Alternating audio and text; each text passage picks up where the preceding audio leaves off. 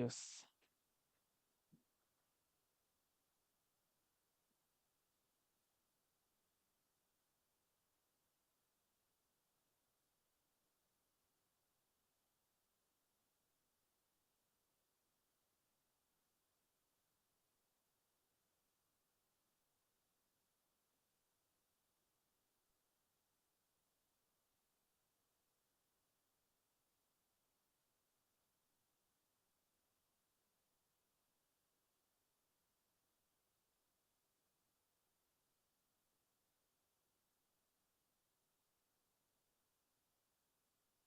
Class में आने के बाद माइंड फ्रेश हो जाता है ये। कल बड़ी कल तो इनका कुछ ज्यादा ही माइंड फ्रेश हो गया। हम्म। हाँ। हाँ। ये भी बहुत बढ़िया काम करा कि हमने ये रूम जो बनवाया कॉन्फ्रेंस वाला। ये बहुत बढ़िया है।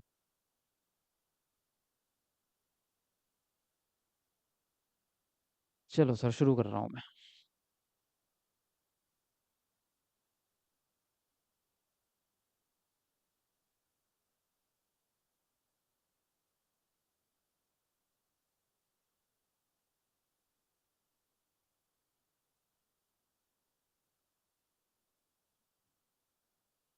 हेलो गाइस, कैसे हैं आप लोग? गुड इवनिंग सभी को। और आज की क्लास में हम करने वाले हैं सीटेट मॉक टेस्ट दिसंबर 2024 के लिए। वो भी आपका सब्जेक्ट रहेगा हिंदी पेडागोजी।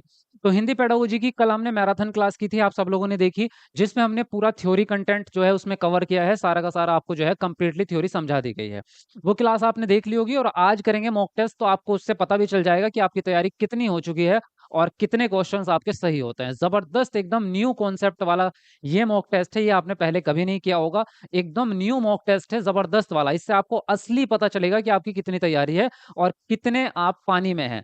उसके हिसाब से आगे कितना इंप्रूवमेंट करना है, कौन से ऐसे क्वेश्चन है, कौन से ऐसे टॉपिक है जिस पे आपको दोबारा से रिवीजन करना है और उसको नए सिरे से पढ़ना है, समझना है। तो चलिए शुरू करते हैं। जबरदस्त मॉक टेस्ट रहेगा। वीडियो को लाइक शेयर कर दो और जितने भी नए बच्चे हैं वो चैनल को सब्सक्राइब कर लो, क्योंकि यहाँ पर आपको सीटेट का कंप्लीट कंटेंट मिलता है। और सीटेट की कंप्लीट ही सारे सब्जेक्ट की तैयारी आपको इस चैनल पर कराई जाती है। तो अगर आप सीटेट को क्रैक करना चाहते हैं फर्स्ट अटेम्प्ट में, तो जल्दी से चैनल को सब्सक्राइब कर लो और बेल आइकन को प्रेस कर लो। देखो, कल वाली जो हमने क्लास की थी वो आप लोगों ने यहाँ से देख ली होगी, है ना?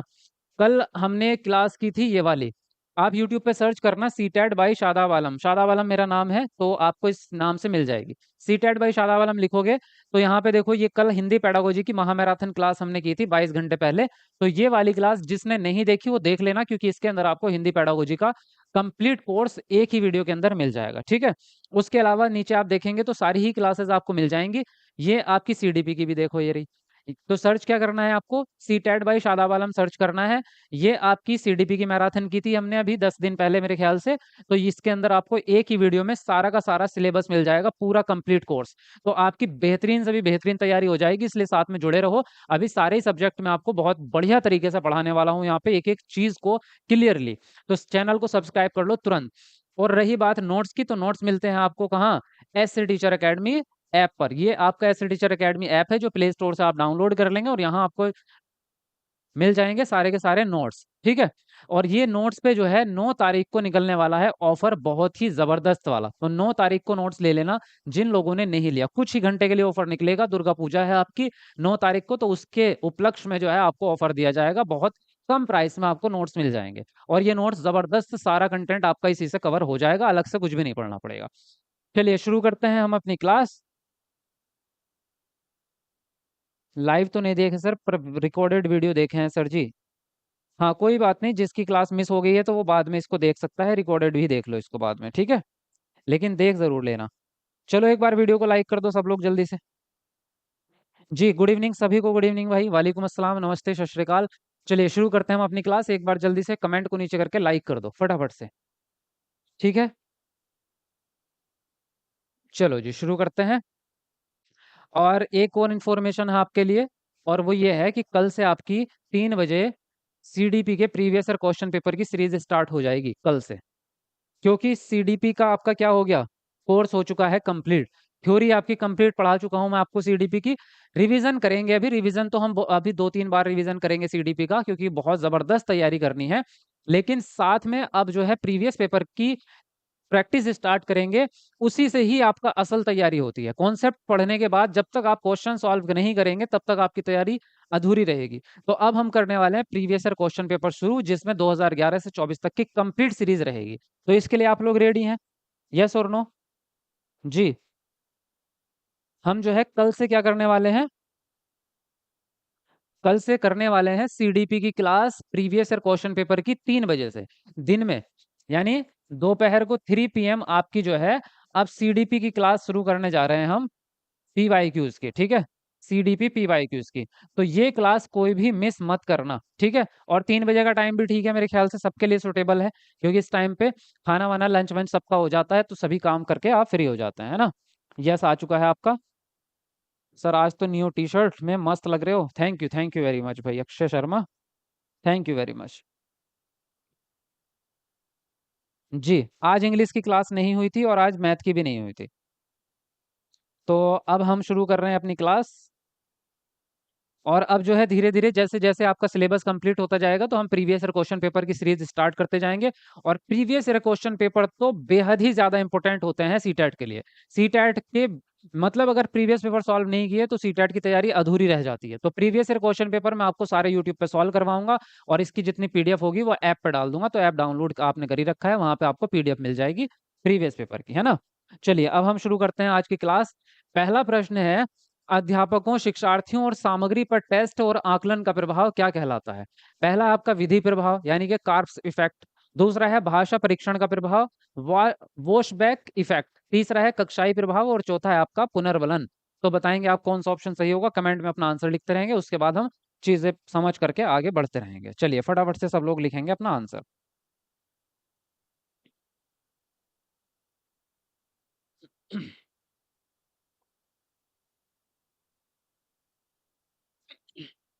जी, बढ़िया, चलो लिखो जल्दी से अपना आंसर। गुड इवनिंग टीचर जी, कैसे हो आप जी? Good evening. हाँ जी मन्नत जी, थैंक यू वेरी मच। बढ़िया हूँ मैं, आप बताइए आप कैसे हैं? ये क्लास स्टेट के लिए भी है, देख सकते हो, स्टेट के टेट के लिए भी देख सकते हो। देखो, अध्यापकों, शिक्षार्थियों और सामग्री पर टेस्ट और आकलन का प्रभाव, तो इसने अपने प्रश्न में ही एक शब्द छुपा दिया, टेस्ट और आकलन। टेस्ट और आकलन कहते किसको है? परीक्षण को कहते हैं, सीधी बात है। और यहाँ पे इसने, जब हमें ये पता है कि हमारी जो ये पेडागोजी हम सॉल्व कर रहे हैं, हिंदी की पेडागोजी है, यानी कि भाषा की पेडागोजी होगी, तो परीक्षण भी भाषा का ही होगा। तो किस चीज का प्रभाव पड़ेगा? भाषा परीक्षण का प्रभाव पड़ेगा। विधि तो इसमें बात ही नहीं हुई कहीं से कहीं तक भी। शिक्षण विधि की बात हुई है इसमें? नहीं हुई है इसमें। कक्षा की बात हुई है इसमें? नहीं हुई है। और पुनर्बलन तो होता ही निगेटिव है। पुनर्बलन की तो जरूरत ही नहीं है आपको टीचिंग में। पुनर्बलन जो टेक्निक है वो 10 साल पुरानी हो चुकी है, पहले चला करती थी, आजकल नहीं चलती। पुनर्बलन छोटी मोटी चीजों के लिए दिया जाता है। पुनर्बलन का मतलब होता है किसी चीज के लिए बढ़ावा देना, और बढ़ावा भी किस फॉर्म में देना? या तो आप शाबाशी दे रहे हैं, या फिर आप उसको कोई चॉकलेट दे दी, बच्चे को बिस्किट दे दिया, पेंसिल दे दी, गिफ्ट टाइप से देना, वो पुनर्बलन कहलाता है। तो इसका इफेक्ट बहुत ज्यादा नहीं पड़ता, इसलिए इसको निरंतर इस्तेमाल नहीं कर सकते। आंशिक पुनर्बलन इस्तेमाल करेंगे। अगर कभी प्रश्न पूछ लेना आपसे, सीटेट में कभी पूछ लिया कि पुनर्बलन इस्तेमाल करना है या आंशिक करना है, तो पूर्ण नहीं करना, आंशिक वाला करना है। निरंतर पूछ ले कि निरंतर पुनर्बलन देना है या नहीं देना, नहीं देना। निरंतर पुनर्बलन देने से नुकसान होता है। यानी कि अगर आप रोज रोज ही उसको गिफ्ट देते रहेंगे तो बच्चे को लालच हो जाएगा, फिर वो नया काम कोई भी नहीं करेगा बिना लालच के। वो कहेगा मुझे टॉफी चाहिए, चॉकलेट चाहिए, वरना मैं तो नहीं कर रहा होमवर्क, है। यही होता है आपका। अगर आप अपनी किसी पसंदीदा इंसान को रोज ही कहते रहेंगे आप तो बड़े खूबसूरत है, क्या प्यारे लग रहे हो, आप तो बहुत अच्छे लग रहे हो, ये वो उसकी तारीफ रोज, वो पक जाएगा आपसे। और वो तारीफें आपकी एक दिन बिल्कुल नीरस हो जाएंगी, उसमें कोई मजा नहीं रह जाएगा। लेकिन जब आप कभी कभी तारीफ करते हैं तो उसमें बड़ा आनंद आता है ना। जब आपने हफ्ते में, महीने में कभी एक बार तारीफ की, तो वो हमेशा के लिए यादगार बन जाती है। तो ये चीज है आपकी, कि हमेशा निरंतर पुनर्बलन देना गलत होता है। फिलहाल सेकंड ऑप्शन आपका यहाँ पर करेक्ट हो जाता है। आगे बढ़ेंगे। क्या कह रहे हो? जी,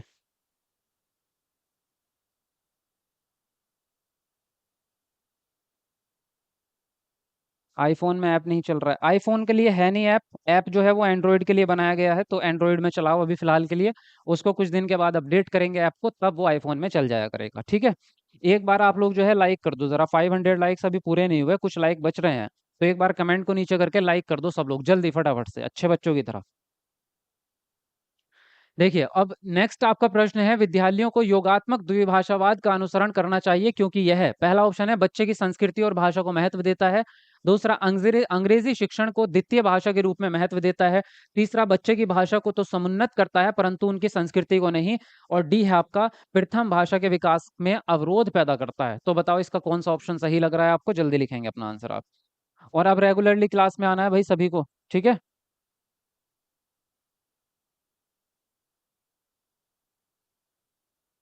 हाँ जी, रेगुलरली आना है, 5 बजे का टाइम है इसका हिंदी का आपका। तो 5 बजे डेली ही लाइव आना है आपको। और टेलीग्राम को ज्वाइन करके रखो, टेलीग्राम का लिंक डिस्क्रिप्शन में दे रखा है, ताकि आपको नोटिफिकेशन मिल जाए एकदम तुरंत। तो टेलीग्राम सब लोग ज्वाइन करके रखो। देखो यहाँ पे बात की गई है योगात्मक द्विभाषावाद। अब योगात्मक का मतलब होता है जुड़ाव, योगात्मक आकलन नहीं है। ध्यान से देखना, योगात्मक क्या कहा गया, द्विभाषावाद, यानी कि दो भाषाओं को मिला करके इस्तेमाल करना। हम्म जिसको बहुभाषावाद कहते हैं। बहुभाषावाद में दो से ज्यादा भाषाएं होती हैं, 3 हो गई, 4 हो गई, 5 हो गई। अगर सिंगल रहेगा तो एकल भाषावाद, दो रहेगा तो द्विभाषावाद, यानी दो भाषाएं आप मिला करके बच्चों को पढ़ा रहे हैं। तो दो भाषाओं का अनुसरण किस लिए करेंगे आप, बच्चे की संस्कृति और भाषा को महत्व देता है। हाँ, ये आंसर आपका राइट होगा। अंग्रेजी शिक्षण को द्वितीय भाषा के रूप में मानेगा, ये कंपलसरी नहीं है। जरूरी नहीं है कि अंग्रेजी को आप द्वितीय भाषा मान के ही पढ़ाएं, तृतीय मान के पढ़ा दो। या जहाँ इंग्लिश मीडियम के बच्चे हैं तो वो तो फर्स्ट लैंग्वेज ही इंग्लिश हो जाती है। बच्चे की भाषा को तो समुन्नत करेगा परंतु संस्कृति को नहीं, गलत। क्योंकि भाषा से संस्कृति का सीधा संबंध होता है, भाषा से संस्कृति जुड़ी हुई होती है आपकी। प्रथम भाषा के विकास में अवरोध पैदा करेगा, नहीं करेगा। अगर आप सेकंड लैंग्वेज सिखा रहे हैं तो क्या पहली लैंग्वेज बच्चा भूल जाएगा, ऐसा नहीं है। दोनों भाषाओं को आप साथ में लेके चल सकते हैं। पहला ऑप्शन आपका करेक्ट हो जाएगा। अगला प्रश्न है आपका, भाषागत कार्य जैसे स्वर शैली, तान, बालाघात और लय को क्या कहा जाएगा, काव्य, छंद शास्त्र, ध्वन्यात्मकता, प्रशासनिक अध्यादेश, प्रैग्मेटिक। तो बताएंगे आप कौन सा ऑप्शन सही होगा, यहाँ पर जल्दी से अपना आंसर लिखेंगे। चलो फटाफट लिखो जल्दी से अपना आंसर। क्लास ओवर हो जाता है क्या मतलब है, मैथ की क्लास नहीं हुई थी आज, आज नहीं हो पाई भाई मैथ की क्लास। सर जी मुझे आप जैसे टीचर बनना है, बिल्कुल बनो भाई। आप मेहनत करोगे तो मेरे जैसे क्या, मेरे से भी बेस्ट बेस्ट बन सकते हो, मेरे से भी अच्छे बन सकते हो आप। पीडीएफ कहाँ मिलता है, पीडीएफ मिलता है ऐप पर आपके।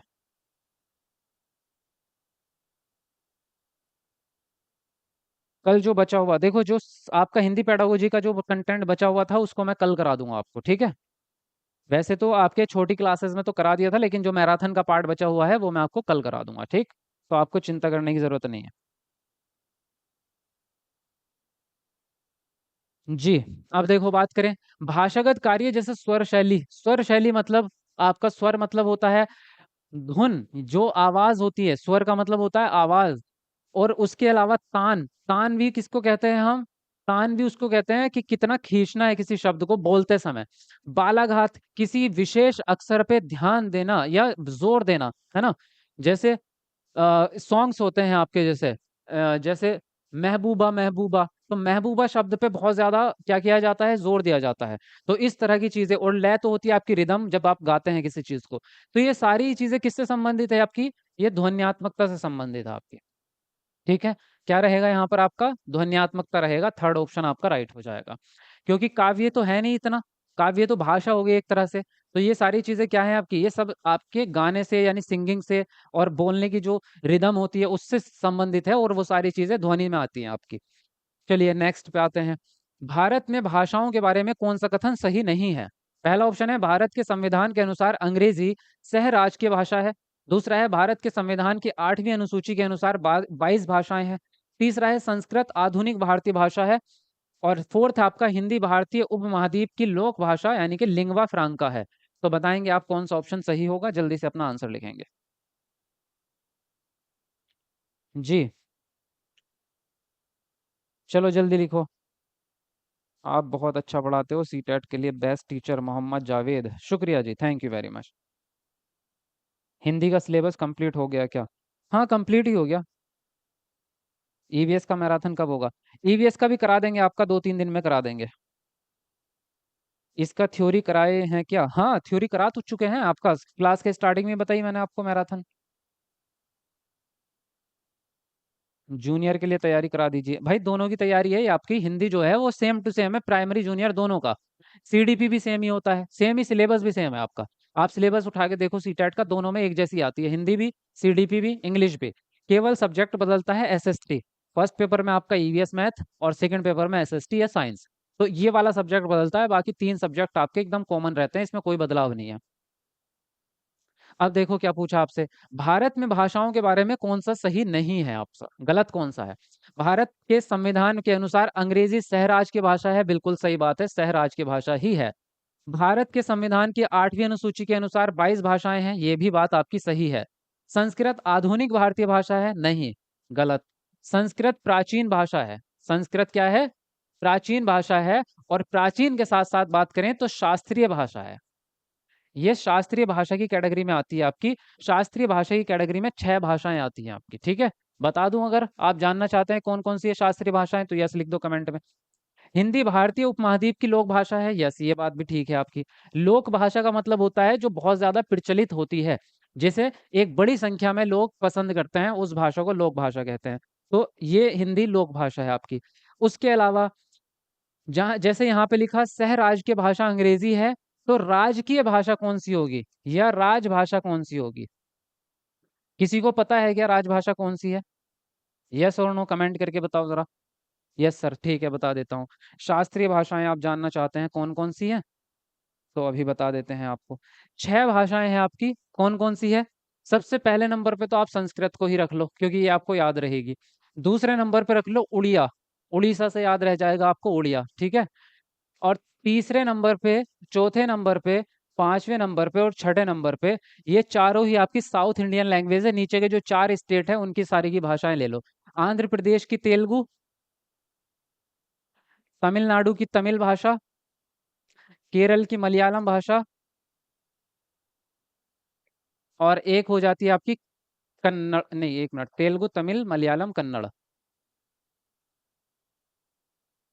ठीक है। ये 6 भाषाएं हैं आपकी जो शास्त्रीय भाषाओं का दर्जा जिसको दिया गया है, ठीक। शास्त्रीय भाषाएं हैं ये आपकी भारत की। राजभाषा कौन सी है? राजभाषा है आपकी हिंदी। आप पूछे आपसे कोई कि राष्ट्रभाषा कौन सी है, भारतीय राष्ट्रभाषा कौन सी है, अगर ये पूछे आपसे कोई, तो क्या जवाब दोगे? कोई भी नहीं है, कोई भी नहीं है। भारत में कोई भी राष्ट्रीय भाषा नहीं है आपकी, राष्ट्रीय भाषा है ही नहीं। केवल राजभाषा है, राष्ट्रीय भाषा है ही नहीं, ठीक। तो यहाँ पे जो आंसर आपका राइट हो जाता है वो हो जाता है आपका तीसरा ऑप्शन, संस्कृत आधुनिक भारतीय भाषा। तो ये गलत हो जाएगा। समझ में आई बात आपको या नहीं? यस और नो?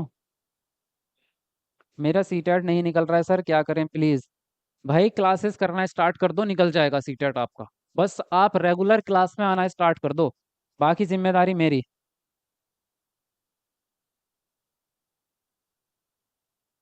हम्म। और वीडियो को लाइक करते रहो, ताकि मेरा भी मोटिवेशन बना रहे, है ना। चलो अब आगे आते हैं। भाषा की कक्षा में विद्यार्थी अध्यापक के निर्देश में समूह बनाकर दिए गए टॉपिक पर एक विज्ञापन प्रस्तुत करते हैं। इस तरीके से भाषा सीखना क्या कहलाता है? सहयोगात्मक अधिगम, या फिर आपका प्रतियोगिता और प्रतिद्वंद्विता, या फिर भाषाई खेल, या फिर निर्देशन और परामर्श? तो बताएंगे आप यहाँ पर कौन सा ऑप्शन आपका सही होगा। लिखो अपना आंसर।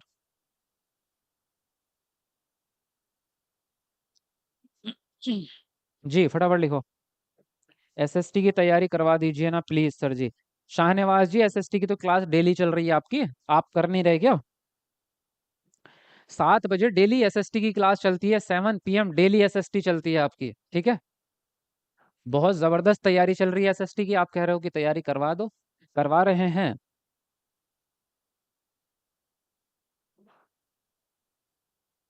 सीटेट फॉर्म फिल करते समय आधार कार्ड गलत हो गया है, इसमें करेक्शन हो जाएगा, हो जाएगा, हो जाएगा। चलो 700 लाइक्स होने वाले हैं, 3-4 लाइक बच रहे, एक बार कमेंट को डाउन करके लाइक मार दो आप सब लोग जल्दी से। फटाफट से, बहुत जबरदस्त तैयारी आपकी करा रहे हैं। भाषा की कक्षा में विद्यार्थी अध्यापक के निर्देश के अनुसार समूह बनाकर क्या कर रहे हैं? समूह बनाकर दिए गए टॉपिक पर विज्ञापन प्रस्तुत कर रहे हैं। विज्ञापन मतलब कोई भी एक एड टाइप का, तो सब जो है उस पे प्रस्तुत कर रहे हैं। एक तरह से प्रोजेक्ट वर्क हो गया, और प्रोजेक्ट वर्क हो जाता है वो भी समूह में, तो सीधी बात है अधिगम भी कैसा होगा? अधिगम होगा आपका कोऑपरेटिव लर्निंग, यानी कि सहयोगात्मक अधिगम, जो मिलजुल के हो रहा हो। मिलजुल के होगा तो सहयोगात्मक हो जाएगा आपका, ठीक। प्रतियोगिता तो हो नहीं रही इसमें। इसमें बच्चे एक दूसरे से लड़ थोड़ी रहे हैं, ये एक दूसरे से कोई कंपटीशन नहीं हो रहा, नहीं हो। खेल है ये, खेल इसमें है ही नहीं आपका। निर्देशन तो है लेकिन परामर्श नहीं है। यहाँ पे निर्देशन तो टीचर दे रही है लेकिन परामर्श कहाँ है? कहीं भी नहीं है। परामर्श मतलब काउंसलिंग, कि बच्चा आपका सवाल पूछे और उसके सवाल के अनुसार आप उसको समझा पाए। परामर्श के लिए आप जाते हैं ना साइकोलॉजिस्ट के पास, साइकेट्रिक्स के पास जाते हैं आप, जब आपको कोई मानसिक रूप से आप थकान महसूस कर रहे हो, डिप्रेशन में हो, टेंशन में हो, या आपको अच्छा फील ना हो रहा हो, तो आप किसके पास जाते हैं? काउंसलर के, कि मेरी जिंदगी थोड़ी अच्छी नहीं चल रही है, प्लीज मुझे कुछ बताइए। तो ऐसा कुछ है इसमें? नहीं है। बच्चों के सवाल जवाब जब होते हैं तब परामर्श होगा, तो परामर्श इसमें नहीं है। तो यहाँ पर जो है सहयोगात्मक अधिगम हो जाएगा, पहला ऑप्शन राइट। समझ गए बात को? यस लिखो कमेंट में अगर बात समझ में आई है। जी। साइंस की क्लास कब से होगी? साइंस की क्लास में अभी 3-4 दिन और लगेंगे, ठीक है। जल्दी ही करेंगे लेकिन 3-4 दिन कम से कम लग जाएंगे अभी। बहुत बढ़िया।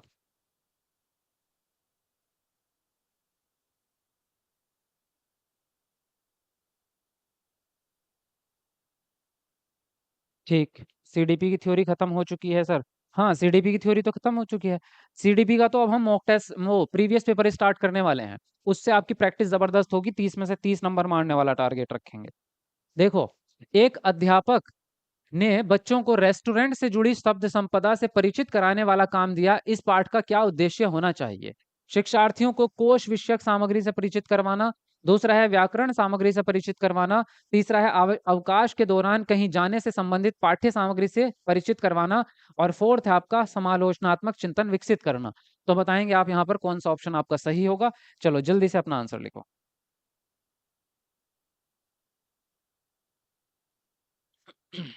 बहुत बढ़िया, चलो बेहतरीन जवाब दे रहे हैं आप, करते रहो आंसर ऐसे ही।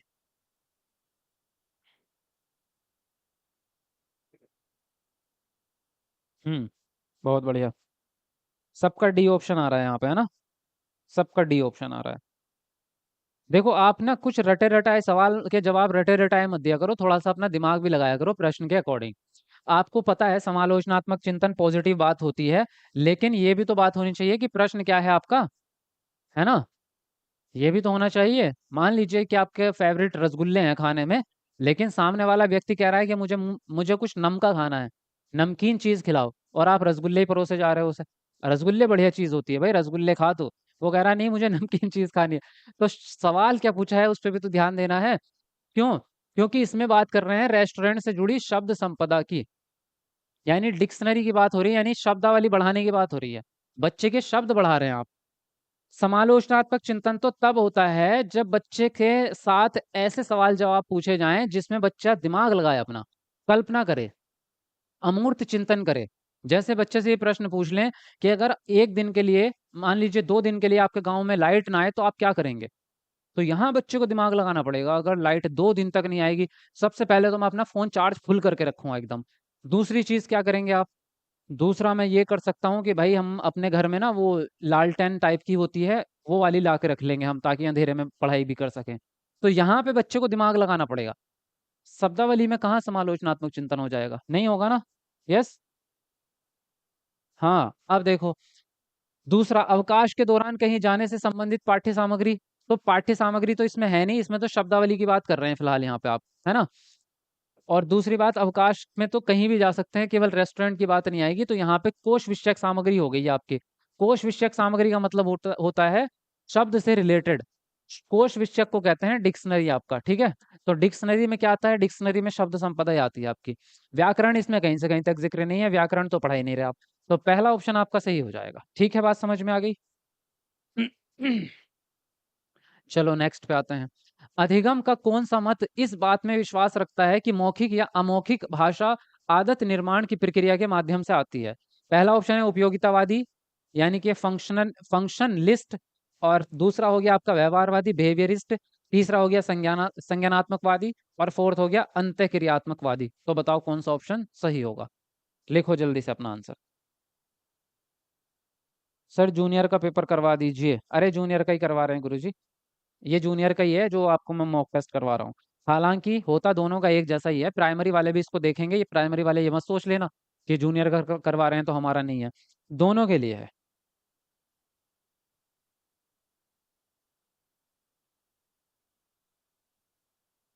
हम्म। मेरा सही था सर जी, बहुत बढ़िया। चलो 800 लाइक होने वाले हैं, 3-4 लाइक बच रहे हैं, तो एक बार कमेंट को नीचे करके लाइक करो जल्दी सब लोग। आते ही लाइक कर दिया करो सबसे पहले। आप लोगों से मुझे बस इतना ही चाहिए, मैं पैसे नहीं लेता आपसे, फ्री पढ़ा रहा हूँ ना आपको सारी चीजें, कोई पेड तो नहीं पढ़ा रहा। तो कम से कम लाइक तो कर सकते हो, लाइक ही चाहिए मुझे आप लोगों का। चलो जल्दी लाइक करो। देखो, अधिगम का कौन सा मत इस बात में विश्वास रखेगा कि मौखिक या अमौखिक भाषा आदत निर्माण के द्वारा, आदत निर्माण की प्रक्रिया के माध्यम से आएगी। अब आदत जो होती है आपकी, वही आपका क्या होता है? बिहेवियर वही होता है जो आपकी आदत होती है भाई, है ना? बिहेवियर तो वही होगा जो आपकी आदत होगी। व्यवहार आपका, तो आपके व्यवहार से आदत बनती है, तो ये कौन सा तरीका हो गया? व्यवहारवादी दृष्टिकोण हो गया, ये सिंपल बात है। उपयोगितावादी तब होता है जब आप किसी पर्टिकुलर चीज का किसी पर्टिकुलर जगह पे इस्तेमाल करते हैं, उपयोग होता है उसका। जैसे आपने क्लास में सीखा निबंध लिखना, एप्लीकेशन लिखना, और फिर उसका इस्तेमाल कर रहे हैं आप बैंक में जाके, कि बैंक में कोई एप्लीकेशन लिख के आप जो है उसको इस्तेमाल, वहां पे उपयोगी होगा। यहाँ पे उपयोगिता वाला बात ही नहीं है। संज्ञानात्मक होता है आपका जहां पर आप नए ज्ञान का निर्माण करते हैं। अंत्य क्रिया होती है जब मिलजुल के कोई काम हो रहा हो। तो यहाँ पे आदत वाली बात है, तो व्यवहारवादी हो जाएगा सेकंड ऑप्शन। ठीक। चलो अगले प्रश्न पे आ जाते हैं। ये राइट हो गया, बढ़िया। चलो, मेरा कमेंट नहीं दिखाई देता। अरे सारिका, दिख रहा है भाई, आपका कमेंट भी दिख रहा है। सर एसएसटी की पेडागोजी पहले करवाना, एनसीईआरटी बाद में। अरे एनसीईआरटी बड़ा है भाई, पेडागोजी छोटा है, तो पहले बड़ी चीज को खत्म करना चाहिए, है ना? हम्म। देखो नेक्स्ट है आपका, किसी भी कहानी का समय और स्थान क्या कहलाता है? थीम, सेटिंग, कथानक, या फिर क्लाइमैक्स? तो बताएंगे आप कौन सा ऑप्शन सही होगा यहाँ पर। चलो जल्दी लिखो, बढ़िया से अपना आंसर लिखो जल्दी से। हम्म। सर ऑल सब्जेक्ट का मैराथन कीजिए, केवल सीडीपी से पेपर पास नहीं होगा। तो सारे सब्जेक्ट होंगे आपके, आपसे किसने कहा सीडीपी से पास हो जाएगा? सारे सब्जेक्ट के मैराथन होंगे आपके टोटल। टेंशन मत लो अभी, मैराथन तो सबसे लास्ट में होते हैं, अभी तो हम तो सबसे पहले स्टार्ट करवाते हैं मैराथन आपके। देखो अभी से करवाने शुरू कर दिए। मैं जल्दी इसलिए करवाता हूँ ताकि आपका रिवीजन भी हो जाए 2-3 बार, तैयारी बेस्ट होनी चाहिए। देखो किसी भी कहानी का समय और स्थान क्या कहलाएगा आपका? थीम तो कहला नहीं सकता, क्योंकि थीम क्या होती है आपकी? थीम का मतलब होता है उसका सारांश, यानी वो किस टॉपिक पे बेस्ड है आपकी, ये थीम होती है। जैसे कि फॉर एग्जांपल आप कोई फिल्म देखते हैं, तो उसकी एक थीम होती है कि ये लव एंगल पे है, तो ये लव स्टोरी वाली फिल्म है। कोई देशभक्ति के ऊपर होती है तो उसकी थीम देशभक्ति है। कोई फिल्म होती है रिवेंज के ऊपर, बदला लेने के ऊपर, तो वो एक्शन फिल्म हो जाती है आपकी। तो थीम तो नहीं होता, समय स्थान से थीम थोड़ा हो जाएगा। क्लाइमैक्स होगा? नहीं होगा। क्लाइमैक्स तो अंत को ही कहेंगे कि इस कहानी का अंत क्या निकला। कथानक का मतलब होता है आपका टाइटल, यानी कि प्लॉट। थीम और कथानक एक जैसा ही होता है, एक ही है दोनों। थीम और कथानक भी एक जैसे ही होता है। कथानक का मतलब होता है केंद्र बिंदु क्या है, किस बेस पे थी ये फिल्म पूरी की पूरी, वो सेटिंग होगा ये आपका। समय और स्थान जो है वो सेटिंग के अंदर आएगा यहाँ पर आपका, सेकंड ऑप्शन। क्लियर? अगला प्रश्न है, भाषा की कक्षा में एक अध्यापक ने विद्यार्थी के एक समूह को ग्राहक, प्रॉपर्टी डीलर, मकान मालिक और किराएदार का अभिनय करने के लिए कहा, और शेष विद्यार्थियों से कहा कि इस अभिनय को देखें और वार्तालाप का आनंद लें। इस गतिविधि को क्या कहा जाएगा? रोल प्ले, ड्रामा, अभिनय की कक्षा, निर्देशन? तो बताओ कौन सा ऑप्शन सही होगा? लिखो जल्दी से अपना आंसर। बढ़िया। हाँ जी, फटाफट लिखो जल्दी से अपना आंसर। सर फॉल्स ही हो रहा है। कोई बात नहीं, अभी सीखने का समय है, अभी ज्यादा टेंशन नहीं लेनी। जैसे जैसे क्लासेस करते जाओगे धीरे धीरे आपकी तैयारी भी बेहतरीन होगी और क्वेश्चन सही होते जाएंगे। चलो 900 लाइक होने वाले हैं, 2-3 लाइक बच रहे हैं, जल्दी से करो लाइक पूरे। जल्दी पूरे करो, कमेंट को नीचे करके लाइक करो एक बार सब लोग, जिसने नहीं किया वो लोग।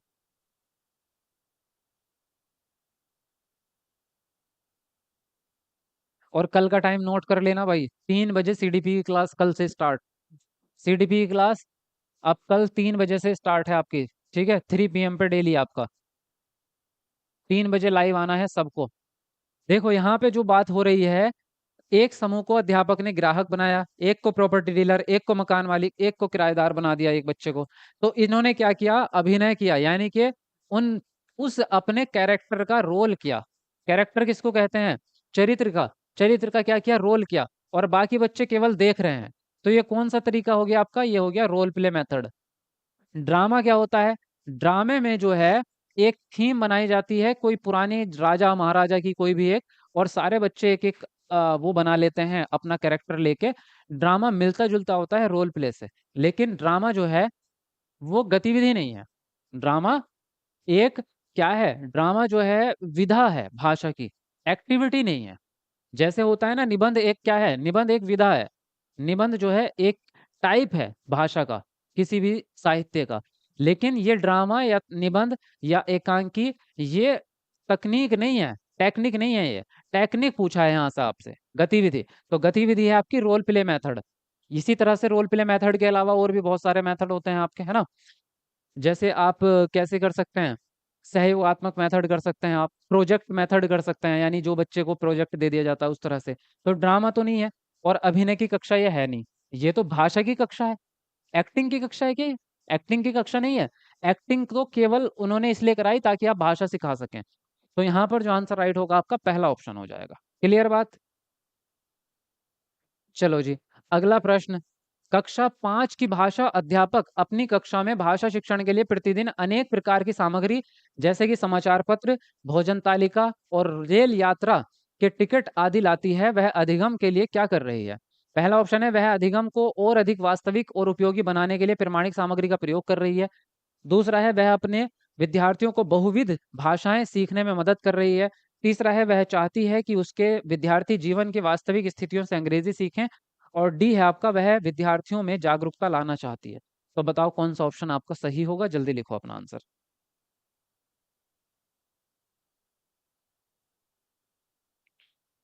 हाँ जी।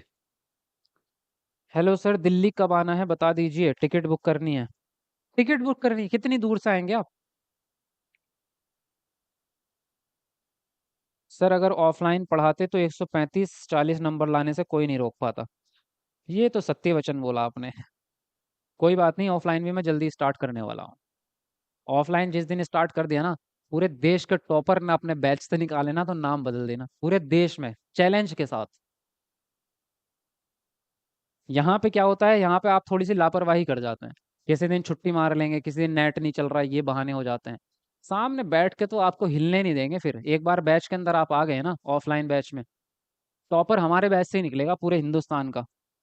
दिल्ली कब आना है ये मैं आपको जल्दी बता दूंगा, इसकी चिंता मत करो। मीटअप के लिए बता दूंगा। देखो, कक्षा 5 की भाषा अध्यापक अपनी कक्षा में भाषा शिक्षण के लिए प्रतिदिन अनेक प्रकार की सामग्री ला रही है। कौन कौन सी, समाचार पत्र, भोजन तालिका, रेल यात्रा का टिकट। ये सारी की सारी चीजें कैसी हैं, ये सारी चीजें प्रमाणिक हैं, वास्तविक हैं, प्रमाणिक सामग्री है। आंसर राइट होगा पहला ऑप्शन। प्रमाणिक क्यों है, पहले तो ये बात करेंगे। प्रमाणिक सामग्री वो होती है जो फैक्ट पे आधारित होती है, यानी सच होती हैं। क्या होती हैं, फैक्ट होती है, सच होती है। इनमें कोई काल्पनिक बात नहीं होती, ये काल्पनिक नहीं होती, मन घड़त नहीं होती। ये वास्तविक दुनिया में मौजूद और वास्तविक होती हैं, और प्रथम रूप होता है, मूल रूप इनका। जैसे समाचार पत्र है, उसमें जो खबर चलेगी, छपेगी, वो सही घटना पे आधारित होगी, कि आज यही हुआ है, इस जगह पे ये काम हुआ था, मोदी जी ने आके यहाँ भाषण दिया था, आज देखो। तो वो फैक्ट है। भोजन तालिका यानी कि जो आपका मेन्यू होता है, जो आपके रेस्टोरेंट में, सब्जी 20 रुपए की है, रोटी 5 रुपए की है, फैक्ट है एकदम, सत्य बात है वो कोई कल्पना से थोड़ा लिखी है किसी ने। रेल यात्रा का टिकट सच है ना। अगर आपसे 50 रुपए का टिकट लिया उसने, उस पर 85 रुपए लिखे हुए हैं। आज का टिकट है तो आज ही चलेगा, कल को नहीं चलेगा, है ना। तो ये सारी कैसी चीजें हो गई, प्रमाणिक हो गई। प्रमाणिक कौन कौन सी होती है, जिसका सत्य से लेना देना नहीं होता, जैसे कहानियां। कहानियां होती है काल्पनिक, किसी का, किसी ने कोई लिख दिया, कोई क्या कह सकते हैं, किसी की बायोग्राफी लिख दी, तो बायोग्राफी भी कल्पना से ही रिलेट करती है, काल्पनिक होती है बहुत सारी चीजें उसमें। उसी प्रकार से किसी ने कोई शायरी लिखी है, शायरी भी कल्पना पे आधारित होती है। तो ये जो काल्पनिक चीजें हैं ये प्रमाणिक में नहीं आएंगी, ये प्रमाणिक में आ जाएंगी। ठीक। अब देखो दूसरी चीज, वह अपने विद्यार्थियों को बहुविध भाषाएं सिखाने में मदद कर रही है। भाषा तो एक ही है, भाषा थोड़ी, इसमें बहुत सारे तरीके हैं आपके। तो इसमें सामग्री अनेक प्रकार की है, ना कि भाषा अनेक प्रकार की है। वह चाहती है कि उसके विद्यार्थी जीवन की वास्तविक परिस्थिति में अंग्रेजी सीखें। इस पूरे प्रश्न में कहीं अंग्रेजी का जिक्र नहीं है। कहाँ पढ़ा रही है अंग्रेजी वो? हिंदी की क्लास है या फिर भाषा की है। तो कहीं से कहीं तक भी उसने स्पेसिफिक नहीं लिखा कि आप कौन सी भाषा पढ़ा रहे हैं। उसने लिखा है कहीं? नहीं लिखा है। और दूसरी बात ये कि यहाँ पे वास्तविक सामग्री है, ना कि वास्तविक स्थिति है। वास्तविक स्थिति का मतलब तो ये होता है कि बच्चों को क्लास से उठा के रेस्टोरेंट में ही ले गए, और रेस्टोरेंट में ले जाके ही बच्चों से बात करवा रहे हैं कि चलो ऑर्डर दो, आप वेटर को बुलाओ, टिकट कैसे कैसे ऑर्डर लिया जाता है, कैसे बिल किया जाता है। वो है वास्तविक परिस्थिति। यहाँ पे परिस्थिति वास्तविक नहीं हुई है, यहाँ केवल सामग्री वास्तविक हुई है। समझ में आई बात? विद्यार्थियों में जागरूकता लानी चाहती है, तो जागरूकता से बड़ा मतलब जागरूकता इसका उद्देश्य नहीं है हमारा। उद्देश्य हमारा है भाषा सिखाना। फिलहाल यहाँ पर पहला ऑप्शन आपका करेक्ट हो जाता है। बात समझ में आई या नहीं आई? इससे बेस्ट एक्सप्लेनेशन हो सकता है कुछ तो बताओ।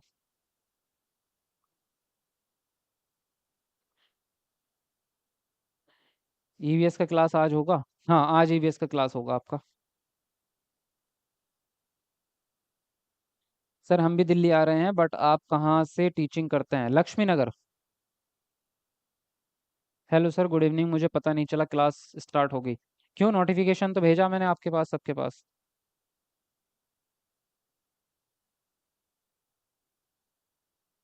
चलो 1,000 लाइक पूरे होने वाले हैं, 4-5 लाइक बच रहे हैं, तो पूरे करो जल्दी से। कमेंट को नीचे करके लाइक कर दो सब लोग। देखो, किसी श्रवण से जुड़ी गतिविधि की योजना बनाते समय कौन सा कारक महत्वपूर्ण नहीं है? तो पहला ऑप्शन है आपका रिकॉर्डिंग को थोड़ा सा रोकना, यानी पोज देना। दूसरा है बोलने की गति। तीसरा है वक्ताओं का जेंडर, यानी कि बोलने वाला महिला है या पुरुष है। फोर्थ है आपका वक्ताओं की संख्या। तो बताओ जरा कौन सा ऑप्शन सही होगा आपका? जल्दी से अपना आंसर लिखेंगे आप। श्रवण का मीनिंग क्या होता है? अरे श्रवण का मीनिंग नहीं पता अभी तक? श्रवण का मीनिंग है आपका सुनना। I don't interested your comments your message. किसके कमेंट और किसके मैसेज? आपस में बातें कर रहे हो?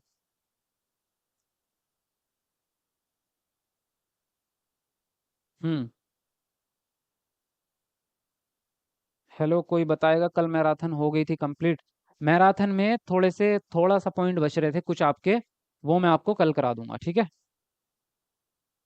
देखो क्या पूछा है आपसे। श्रवण वाली गतिविधि करानी है, अगर आपको सुनने से रिलेटेड गतिविधि करानी है, तो इनमें से कौन सी चीज महत्वपूर्ण नहीं है?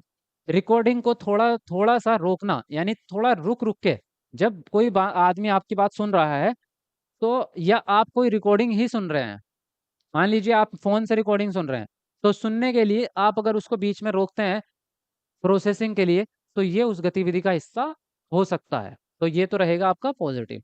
बोलने की स्पीड कैसी है, उससे भी फर्क पड़ेगा। क्योंकि अगर आप इतनी तेज बोले जा रहे बोले जा रहे बोले जा रहे, बच्चे के लिए 1 सेकंड का समय नहीं दे रहे, तो फिर बच्चे की बात कहाँ समझ में आएगी? तो आपको बीच बीच में रुकना भी पड़ता है, और अपनी गति को एक मेंटेन करना पड़ेगा कि आप बहुत ज्यादा स्लो भी ना बोलें, लेकिन बहुत ज्यादा फास्ट भी ना बोलें। इतनी गति रखो कि सामने वाले को समझ में आ जाए। वक्ताओं का जेंडर, यानी कि जो आदमी बोल रहा है वो पुरुष है या महिला, इससे कोई फर्क नहीं पड़ेगा। ये आपका भेदभाव है एक तरह से। भाई जब क्लास में जो टीचर पढ़ा रही है, आप ये देखेंगे क्या कि वो महिला टीचर पढ़ाएगी भाषा को या जेंट्स टीचर पढ़ाएगा, है ना? कोई भी हो, पढ़ाने वाला टीचर तो टीचर ही है। वक्ताओं की संख्या से डिपेंड कर सकता है आपका, क्योंकि अगर एक साथ 5 लोग बोलेंगे तो एक की भी बात समझ में नहीं आएगी। तो बोलने वाले कितने लोग हैं, इस चीज से फर्क पड़ेगा आपका। तो महत्वपूर्ण क्या नहीं है? जेंडर महत्वपूर्ण नहीं है, बाकी सब चीजें महत्वपूर्ण हो जाएंगी। क्लियर? आगे बढ़ते हैं। भारत में बहुभाषावाद के संदर्भ में अध्यापक के लिए क्या समझना जरूरी है? पहला ऑप्शन है संप्रेषण से सामाजिक संबद्धता स्थापित होती है।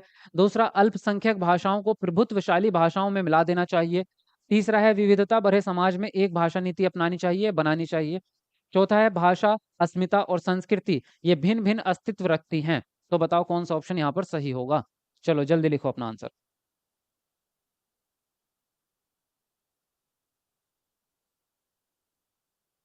जी, लिखो जल्दी से। सर अब थोड़ा कॉन्फिडेंस आया है एग्जाम के लिए। जबी नबी शेख। चलिए, मैं वही कह रहा हूँ कि जो भी नए बच्चे हैं वो 10-20 दिन क्लास रेगुलर करो, तो तभी आपको कॉन्फिडेंस आएगा। तो आपका 10-20 दिन के बाद आपको खुद समझ में आ जाएंगी चीज़ें, और आपका लेवल बहुत अप हो जाएगा। अगर अभी 20 में से आपके 7-8 क्वेश्चन सही हो रहे हैं, तो 20 दिन की क्लास के बाद ना 20 में से 15 सही होने लग जाएंगे, इतना मैं आपको पक्का कह सकता हूँ। बस ये फर्क पड़ेगा तभी जब आप रेगुलर क्लास करेंगे।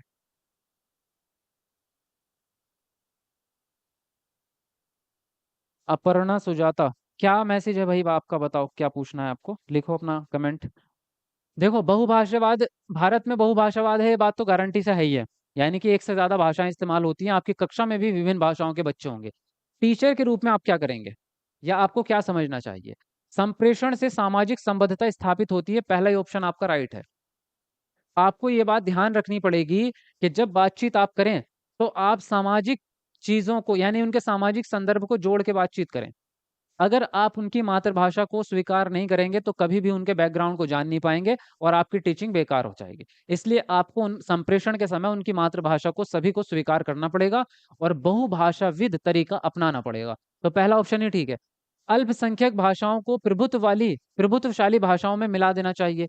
यानी कि ऐसे, जैसे कल हमने एसएसटी में अल्पसंख्यक वाली बातें पढ़ी थी, आदिवासी लोगों के बारे में, कि जो लोग संख्या में कम होते हैं उनको दबाया जाता है। यहाँ पे वही सेम चीज कह रहे हैं कि जो अल्पसंख्यक भाषाएं हैं, जो कम लोग बोलते हैं, जैसे मान लीजिए फॉर एग्जाम्पल कोई भी एक भाषा लेते हैं, ये मान लेते हैं हम, संथाली भाषा जो है, संथाली भाषा बोलने वाले लोग कितने हैं? 5 लाख लोग हैं मान लो। और हिंदी भाषा बोलने वाले कितने लोग हैं? हिंदी भाषा बोलने वाले लोग हैं आपके 50 करोड़।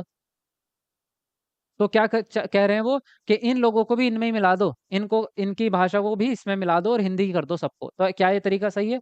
नहीं, ये तरीका गलत है। इनकी मातृभाषा का भी उतना ही सम्मान करेंगे जितना हिंदी वालों का कर रहे हैं। ये एक टीचर के लिए जरूरी है। विविधता भरे समाज में एक भाषा नीति अपनाएंगे? हो ही नहीं सकता, इम्पॉसिबल है। सारे लोगों की भाषा एक जैसी कर देंगे आप, ऐसा कर ही नहीं सकते आप। भाषा, अस्मिता और संस्कृति, क्या ये अलग अलग है? नहीं, एक ही है। भाषा से संस्कृति जुड़ी हुई है आपस में, और भाषा से अस्मिता भी जुड़ी हुई है। अस्मिता मतलब होता है हमारी खुद की पहचान। तो भाषा से एक संस्कृति की पहचान जुड़ी हुई होती है। तो कभी भी कोई भी संस्कृति के लोग अपनी मातृभाषा को छोड़ना नहीं चाहते, इसीलिए क्योंकि उनसे उसकी पहचान होती है, अस्मिता होती है। तो पहला ऑप्शन आपका करेक्ट हो जाता है। समझ गए बात? यस और नो? समझ में आ रही है बात? सर क्लास कॉलबर्ग में शुरू करिए। हाँ, अच्छा, करोल बाग में शुरू करोल बाग में शुरू करिए, अच्छा। क्लास पहले आपकी लक्ष्मी नगर से ही शुरू होगी, बाकी का बाद में देखेंगे। चलो बता देंगे, करोल बाग में भी अगर करना होगा तो वो अभी डिसाइड करेंगे। हम्म। कल से सीडीपी 9 PM से होगी? नहीं, 9 बजे नहीं, 3 बजे होगी। सीडीपी आपकी 3 बजे से होगी, दिन में 3 बजे सीडीपी आपका। सभी लोग नोट करके रखो भाई, इसका ये क्लास आपकी मिस नहीं होनी चाहिए किसी भी हालत में। सीडीपी लाइव होगी आपकी 3 बजे, नोट करके रखो इसको जल्दी से। 3 बजे, दिन में 3 बजे, इसको ये मिस नहीं होना चाहिए किसी भी हालात में। भाषा के कौन से कौशल ग्राह्य कौशल हैं? श्रवण और बोलना, बोलना और लेखन, पठन और लेखन, या श्रवण और पठन? बताओ कौन सा ऑप्शन सही होगा, जल्दी लिखो अपना आंसर, कमेंट करके जल्दी बताओ। 4 बजे वाली क्लास क्यों नहीं हुई? 4 बजे वाली क्लास अभी हुई नहीं, लेकिन अब जल्द, कल, कल तो नहीं होगी क्योंकि मंडे उनकी, ट्यूसडे को छुट्टी रहती है सर की। इंग्लिश वाले सर जो है ना आपके, अमित सर, ट्यूसडे को उनकी छुट्टी रहती है, तो कल तो नहीं होगी, परसों से होगी आपकी 4 बजे वाली क्लास।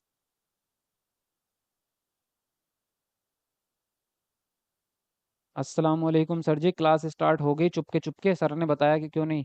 अरे चुपके चुपके से क्या मतलब होता है? क्या मैं, क्या कमरे में बंद होके एकदम क्लास कर रहा हूँ?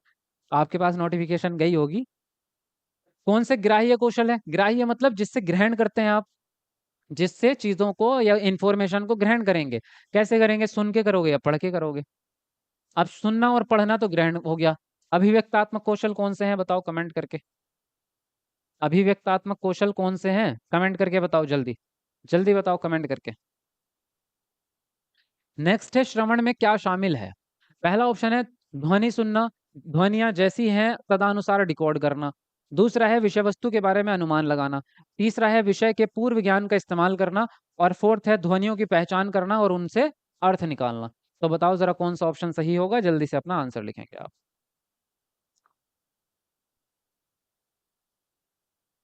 जल्दी से फटाफट से अपना आंसर लिखो।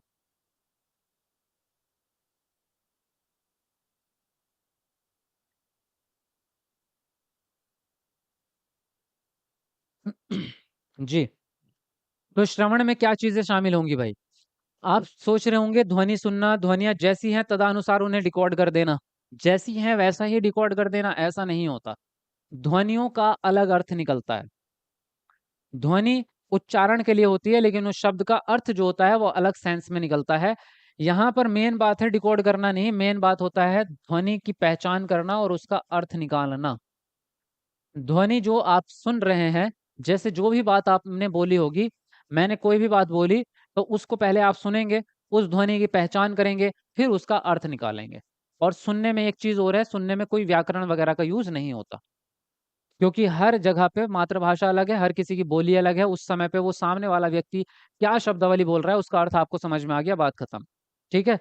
पूर्व ज्ञान का इस्तेमाल नहीं करेंगे, ना ही विषय वस्तु के बारे में। विषय वस्तु में अनुमान लगाना ये पठन में होता है, ना कि सुनने में। ठीक है।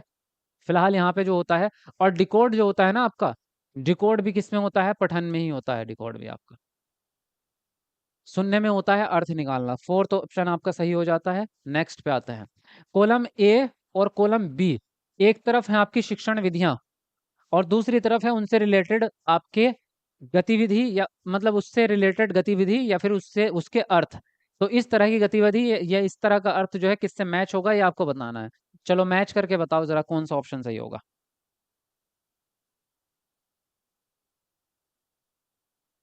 जी। 9 बजे कौन सी क्लास होगी? 9 बजे अभी हम ना दूसरी क्लास करने की सोच रहे हैं। मैं सोच रहा हूँ 9 बजे या तो साइंस की क्लास रखेंगे, या फिर ईवीएस की क्लास 9 बजे रखेंगे। हाँ, अभी तो 9 बजे आपकी 2000 क्वेश्चंस की सीरीज चल रही थी ना वो, उसको भी टाइम चेंज करने की सोच रहे हैं। तो अभी मैं नया टाइम टेबल बता रहा हूँ, जिस नए टाइम टेबल के हिसाब से 3 क्लासेस तो आपकी फिक्स ही हैं।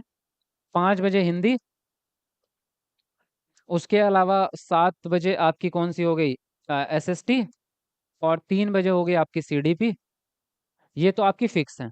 और सुबह में इंग्लिश की जो चल रही है वो भी फिक्स है आपकी।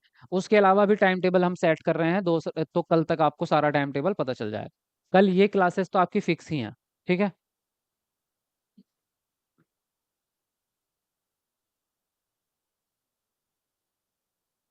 चलो जल्दी बताओ अपना आंसर। जी, तो यहाँ पे देखो, बात करें अगर इसमें कौन सा ऑप्शन सही होगा। संप्रेषणात्मक भाषा शिक्षण जो होता है, संप्रेषणात्मक भाषा शिक्षण में आपका सामाजिक रूप से स्वीकृत और संदर्भ में के अनुरूप भाषा सीखना, इसका तो पहला ही सही है आपका। संप्रेषण तो सामाजिक रूप से जो भाषा स्वीकृत है उसी में बोला जाता है आपका। प्रत्यक्ष मेथड की बात करें, डायरेक्ट मेथड की, तो डायरेक्ट मेथड में आपका आ जाएगा व्याकरण को आगमनात्मक तरीके से सीखना। कैसे? और व्याकरण अनुवाद में आपके आ जाएगा लिखित सामग्री, इसका भी ठीक ही है, क्योंकि व्याकरण जो इस्तेमाल होता है वो लिखित सामग्री के लिए यूज होता है। जो आप अनुवाद करते हैं ना, इंग्लिश का अनुवाद हिंदी में, तो वो रिटर्न वाली सामग्री में ज्यादा होता है। वेस्ट की नवीन पद्धति जो है वो मौन पठन है। चुप रह के पढ़ना ज्यादा इफेक्टिव होता है। तो आपका जो आंसर राइट होगा इस हिसाब से, तो पहला ऑप्शन राइट जाएगा। प्रत्यक्ष मेथड से व्याकरण कैसे पढ़ाई जाती है? व्याकरण को जब आगमनात्मक विधि से पढ़ाते हैं, जब रूल्स ना बता करके, A B C D plus plus कुछ व्याकरण ना बता करके, आगमन मतलब होता है प्रैक्टिकल। आगमन में पहले उदाहरण होता है, और उदाहरण में बच्चा क्रियाविधि करता है यानी एक्टिविटी करता है। तो आप एक्टिविटी के द्वारा चीजें सिखा रहे हैं, यानी करके डायरेक्टली। तो जब बच्चा नियम नियम याद कर ही नहीं रहा, और व्याकरण को भी समाज में यूज करके सीख रहा है, तो जब समाज में इस्तेमाल करके कोई भी भाषा सीखी जाती है तो वो क्या हो जाएगा? डायरेक्ट मेथड हो जाएगा। इसमें किसी दूसरी भाषा की जरूरत ही नहीं पड़ेगी, मीडियम की जरूरत ही नहीं पड़ी आपको। तो इसलिए प्रत्यक्ष मेथड होगा। तो आंसर राइट हो जाता है आपका पहला ऑप्शन। ठीक है। चलिए, ये आज का लास्ट क्वेश्चन था, यहीं पे क्लास को फिनिश करते हैं। बाकी मुझे एक बार कमेंट करके बताओ कि ईवीएस की क्लास जो है आपकी, ईवीएस की क्लास 6 बजे है अभी हमारी आपकी। एक थोड़ा सा डिस्कशन कर लो, अभी छोड़ के मत जाना क्लास को, थोड़ा डिस्कशन कर लेते हैं। ठीक है। खाली पेज भी नहीं है क्या यहाँ पे?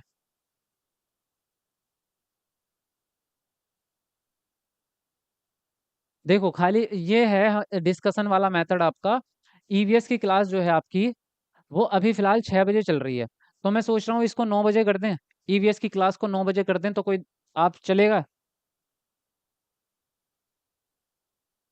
और एक साइंस की क्लास है आपकी। तो साइंस की क्लास मुझे बताओ। साइंस की क्लास के दो ऑप्शन दे रहा हूँ आपको। साइंस की क्लास या तो 9 बजे शाम को, या फिर सुबह में 7 बजे।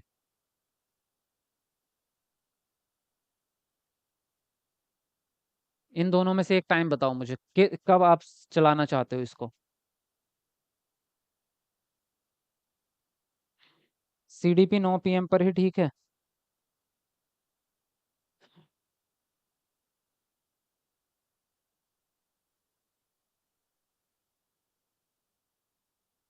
ओके।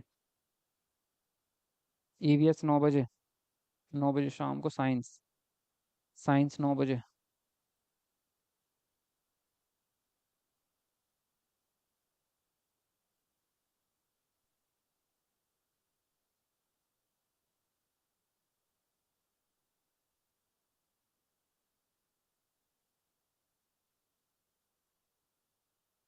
9 बजे वाले ज़्यादा हैं, साइंस वाले भी। ठीक है। और दूसरी बात, सीडीपी आपकी 3 बजे कर रहे हैं प्रीवियस पेपर। तो 3 बजे में आपके कितने लोग एग्री हैं, वो यस लिख दो कमेंट में। सीडीपी 3 बजे के लिए कितने लोग एग्री हैं, वो यस लिख दो कमेंट में एक बार। जितने लोग भी सीडीपी 3 बजे चाहते हैं, 3 बजे कंफर्टेबल है, वो यस लिख दो एक बार। सर 3 बजे सीडीपी, 3 बजे सीडीपी। ईवीएस 9 बजे। 6 बजे सीडीपी। हाँ, सीडीपी 3 बजे पे ठीक रहेगा। Yes sir. Yes yes yes. नौ। दो के तो 9 आए हैं, बाकी यस आ रहे हैं, एक का 9 और आया है। 4। बाकी सबके 9, 2, 3 के और आ गए हैं।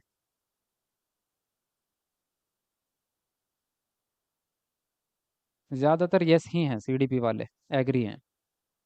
4-5 लोग हैं जो नहीं हो पा रहे, बाकी सब जो है सीडीपी के लिए एग्री हैं। ठीक है। एग्री। सीडीपी के लिए एग्री हैं। 5 बजे हिंदी वाला टाइम तो आपका चल ही रहा है, ये तो इसमें तो कोई दिक्कत है नहीं। हिंदी वाले टाइम के लिए सब लोग कंफर्टेबल हैं, है ना। 5 बजे के लिए सब लोग कंफर्टेबल हैं, यस। और एसएसटी के लिए भी आप लोग कंफर्टेबल हैं। कितने बजे? 7 बजे। एसएसटी के लिए भी कंफर्टेबल है। इन तीनों में तो कोई दिक्कत नहीं आ रही है ना। और इसके अलावा क्या बचा आपका? मैथ आपका 2 बजे चल ही रहा है ना। अब एक चीज और बताओ। एक चीज और बताना मुझे। यहाँ हिंदी और ईवीएस के बीच में, एसएसटी के बीच में, इन दोनों के बीच में हमारा जो टाइम बचता है वो ईवीएस चल रही है आपकी कितने बजे? 6 बजे आपकी ईवीएस चल रही है। तो इससे किसी को दिक्कत तो नहीं होती? मतलब ऐसा तो नहीं है कि हम हिंदी खत्म होने के बाद रेस्ट करना चाहते हैं कुछ देर के लिए, फिर एसएसटी पढ़ने आएंगे। या फिर ऐसा है कि ईवीएस वाले बच्चे फर्स्ट पेपर के हैं, एसएसटी वाले सेकंड पेपर के हैं। तो दोनों में से आप किसी एक पे फोकस कर रहे हो तो फिर दिक्कत नहीं है। तो इन दोनों के बीच में, हिंदी और एसएसटी के बीच में, हम अगर ईवीएस को डालें 6 बजे, जैसा कि अभी डाल भी रखा है, तो इसमें आप कंफर्टेबल हैं, यस और नो? बताओ मुझे।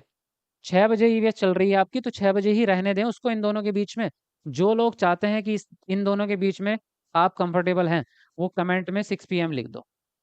कमेंट में एक बार 6 PM लिख दो ईवीएस के लिए। अगर ईवीएस के लिए 6 बजे के लिए आप रेडी हैं तो यस लिख दो एक बार। 6 PM लिख दो एक बार क्लास में।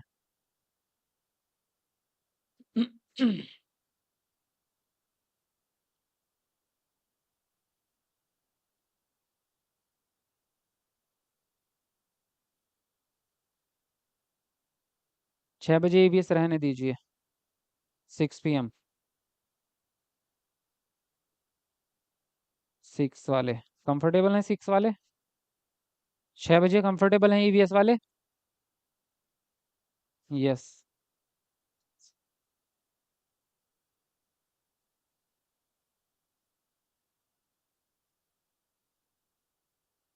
ठीक है। 6 PM ठीक है। ईवीएस। ओके। ऐसा तो नहीं होगा फिर आपकी लगातार 4-5 क्लास हो जाएंगी रेगुलरली, आपकी दिक्कत तो नहीं होगी, आप थकेंगे तो नहीं फिर? हाँ जी। ठीक है, फिर 6 PM पे आप रेडी हैं, तो फिर ईवीएस को 6 बजे ही रहने देते हैं। ठीक है, ये भी ठीक हो गया आपका। इतने ये 4 चीज़ें आपकी क्लियर हो गई हैं। मैथमेटिक्स रहेगा आपका कितने बजे? मैथमेटिक्स रहेगा आपका 2 बजे, है ना? 2 बजे आपका मैथमेटिक्स हो गया। अभी इसको थोड़ा सा और क्लियरिफिकेशन करते हैं। अब ईवीएस को यहाँ से हटा देते हैं, है ना? अब बचा आपका मैथ। तो मैथ कितने बजे चल रहा है आपका? मैथ चल रहा है आपका 2 बजे। ठीक है, ये 2 बजे आपका मैथ। 2 बजे मैथ भी ओके है आपका? कमेंट में लिखो मैथ्स 2 बजे। अगर आप कंफर्टेबल है मैथ के लिए तो मैथ 2 बजे, ठीक है।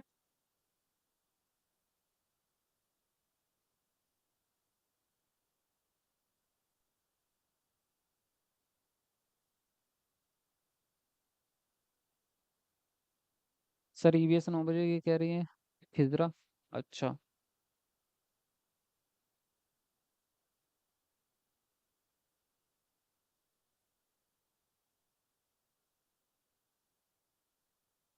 9 बजे ईवीएस कर दो सर, या ईवीएस 9 बजे चाह रहे हैं कुछ लोग।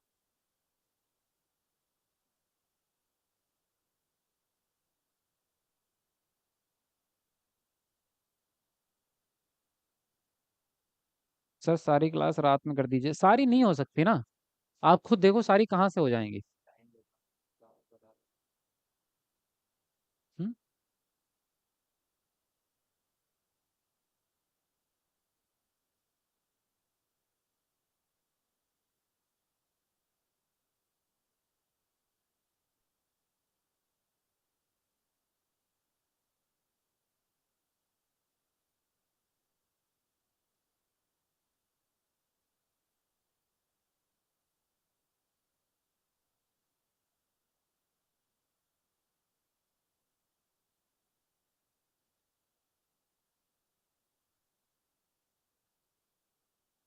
हाँ। हाँ वॉइस, मैं बात कर रहा था सर से, इसलिए मैंने वॉइस बंद की थी, कोई दिक्कत नहीं। हम्म। आ जाओ आ जाओ।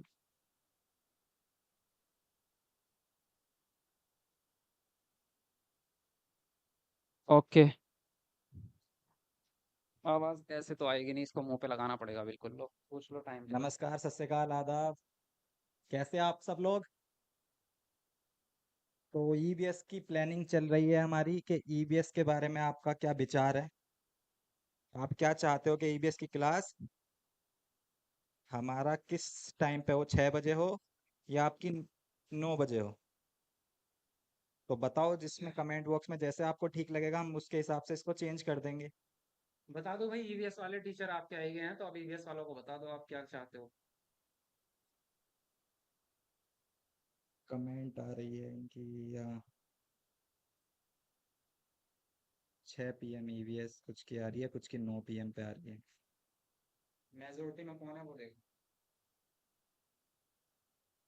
9 बजे, 9 बजे, 9 बजे, 9 बजे, 9 बजे, 9 बजे, 6 PM पे भी आ रही है बहुत सारी। 50-50 चल रहा है रेशियो मतलब।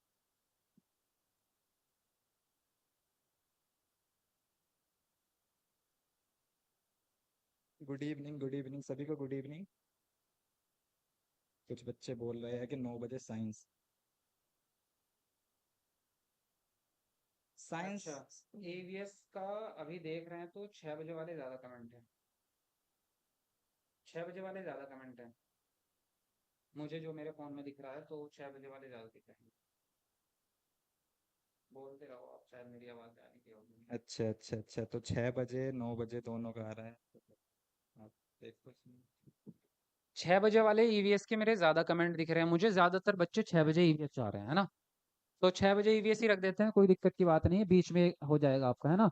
हिंदी की तो क्लास आपकी 5 बजे से स्टार्ट होगी, 6 बजे खत्म हो जाएगी। और 6 बजे के बाद तुरंत आपकी स्टार्ट हो जाएगी आपकी ये वाली क्लास, है ना? 6 बजे जो है तुरंत आपकी स्टार्ट हो जाएगी, क्या, ईवीएस स्टार्ट हो जाएगी।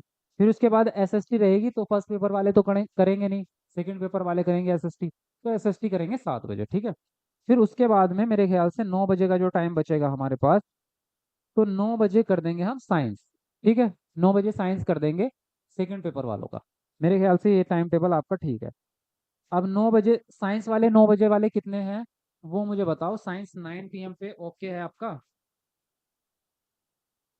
साइंस वाले लिखो अब, और कमेंट में साइंस भी लिखना, साइंस 9 PM ओके या नो ओके, बताओ।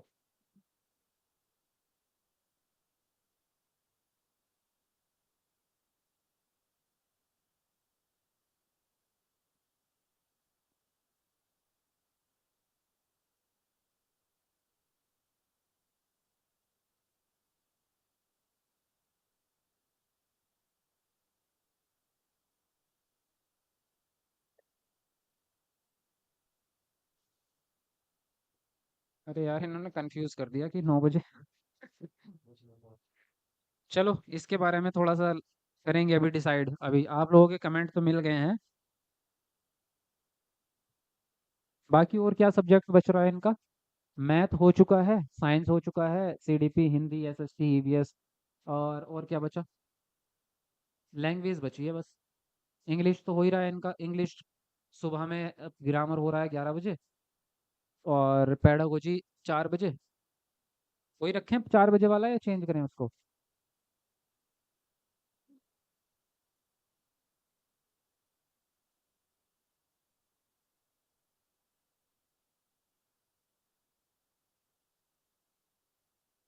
आवाज नहीं आ रही है भाई, आवाज तो आनी चाहिए। अब आ रही है?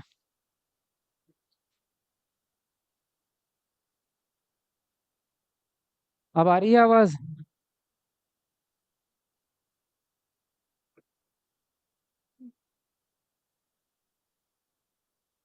2 बजे से ऑनलाइन रहेंगे तो थोड़ा सा बीच में टाइम दे दो। अच्छा, तो टाइम आपको दे देते हैं हिंदी के बाद, मतलब सीडीपी के बाद हिंदी जो करेंगे उसके बीच में आपको आधे 1 घंटे का टाइम मिलेगा। तो क्योंकि सीडीपी आपकी 3 बजे से चलेगी, तो सीडीपी खत्म हो जाएगी आपकी 4:15 तक, खत्म हो जाएगी 1 घंटा या सवा घंटे में आपकी खत्म हो जाएगी। फिर इसमें आपका 5 बजे से स्टार्ट होगी हिंदी, तो इसके बीच में आपको थोड़ा टाइम मिल जाएगा। कितना आपको? 45 मिनट का, या 40-45 मिनट का टाइम आपको यहाँ पर मिल रहा है। ठीक है सर, एसएसटी क्लास दोपहर 2 बजे रखिए। अरे यार, इतना मत करो अब, इतना भी चेंज मत करवाओ बिल्कुल ही, है ना? ठीक है।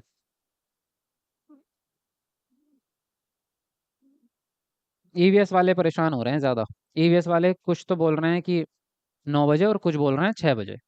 तो अब देखो क्या करना है इनका। 9 बजे ज़्यादा बेहतर है, या 6 बजे? अगर साइंस को हम सुबह ले जाते हैं तो ईवीएस 9 बजे रख सकते हैं। अगर साइंस को सुबह में ले जाते हैं भाई, तो हम ईवीएस को 9 बजे रख सकते हैं। तब तो काम चल जाएगा आपका।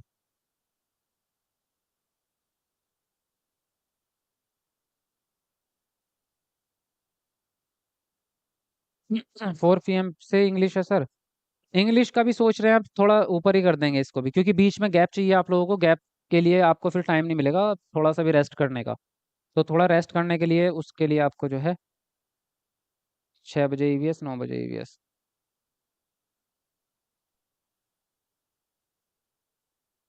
एसएसटी का तो सही है, एसएसटी में कोई चेंज नहीं हो रहा। संस्कृत और उर्दू, हाँ, ये दो चीज़ें अभी रह रही है ना आपकी। सुबह टाइम ऑल मिलता है देखो, ईवीएस के तो मैंने अभी पढ़े थे कमेंट, ईवीएस के 6 बजे वाले ज़्यादा थे। ईवीएस के 6 वाले ही ज़्यादा है ना भाई? बताओ, आप लोग बताओ। मैंने जो पढ़े थे वो ईवीएस के 6 बजे वाले ज़्यादा पढ़े हैं। एक बार कमेंट में कर दो कि इसका टाइम क्या रहेगा।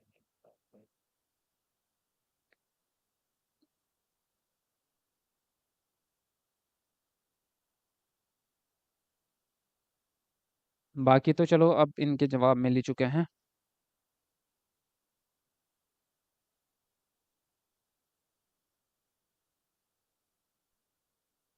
ठीक है, ठीक है, अब हो गया, थोड़ा सा आपका क्लियरिफिकेशन आ चुका है।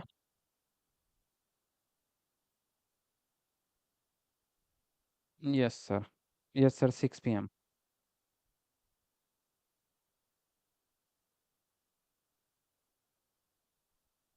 Six six six six, six वाले ज़्यादा है ना। नाइन का कहीं कहीं आ रहा है, लेकिन सिक्स वाले ही ज़्यादा है, ईवीएस वाले।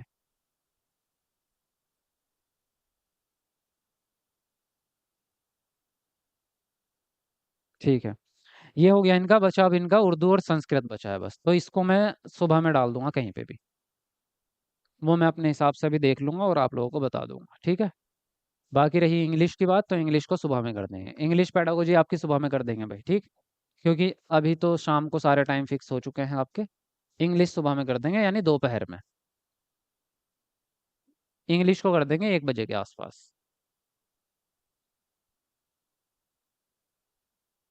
या सुबह में कर देंगे।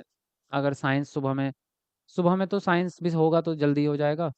तो इंग्लिश को वही 10-11 बजे के आसपास कर देंगे, 10 के आसपास।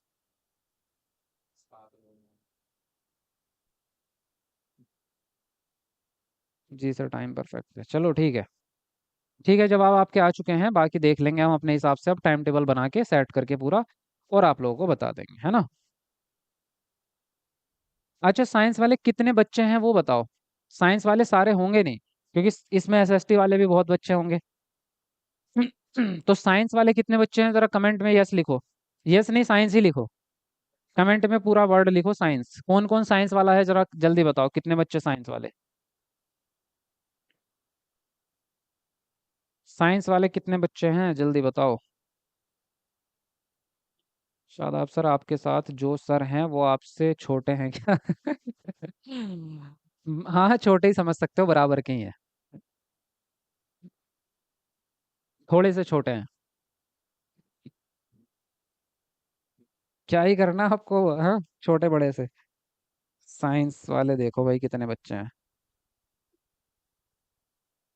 मैं साइंस वाली हूँ, yes sir, science science science.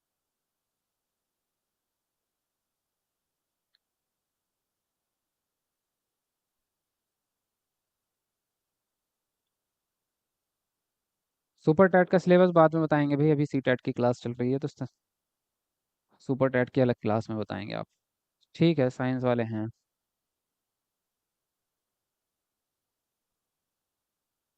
हम्म, हाँ बहुत छोटे हैं वो, एज में लगते भी हैं, अरे इतने छोटे भी नहीं है जितना आप समझ रहे हो, ठीक है। लगते हैं छोटे हैं, हाँ ये कह सकते हो।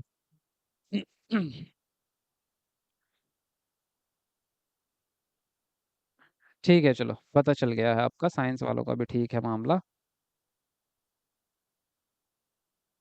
बस और कोई सवाल इनसे। टाइम टेबल वाला मामला इनका फिट हो चुका है, और कुछ और। बाकी तैयारी कैसी चल रही है भाई सभी की? तैयारी तो अभी बात अलग से करेंगे उसकी।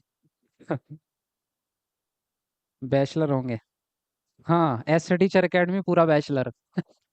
ये बैचलर का गैंग गैंग है आपका।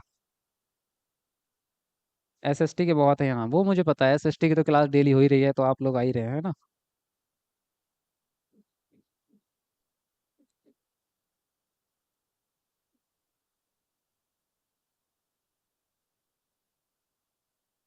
एसएसटी वाले अब कमेंट करने लग गए सब। एसएसटी के हैं बहुत बच्चे, एसएसटी के हैं भाई, मुझे अब दिख रहा है।